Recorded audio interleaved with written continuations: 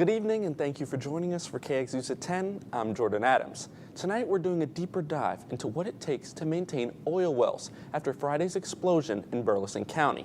KX reporter William Johnson spoke with a local expert about what it takes to keep people safe in explosive situations like this.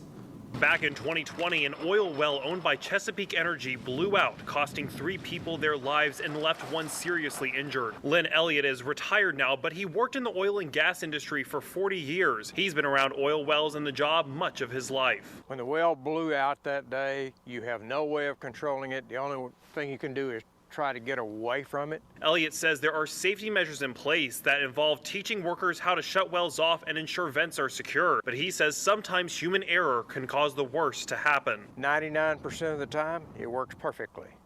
But if somebody makes one small mistake, or you have some unanticipated event, that's it. ELLIOT says the Chesapeake explosion that happened over the weekend would qualify as a rupture. But even with precautions in place, he says situations like this are less common.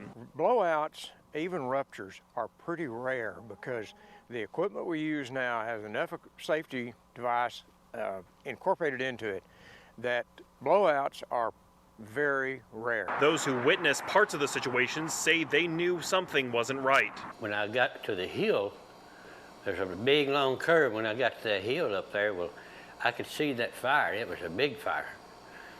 So anyway, the closer I got, I knew then what was going on. There had been an explosion that later led to one woman crashing into part of the oil well that landed in the road. Walter says he remembers having to drive around a large piece of debris where he was. I saw this big piece of iron in the highway, in the middle of the highway.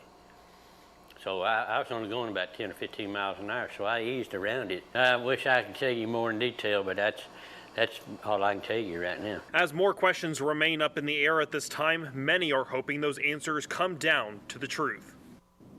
Chesapeake says the cause of the fire is still undetermined.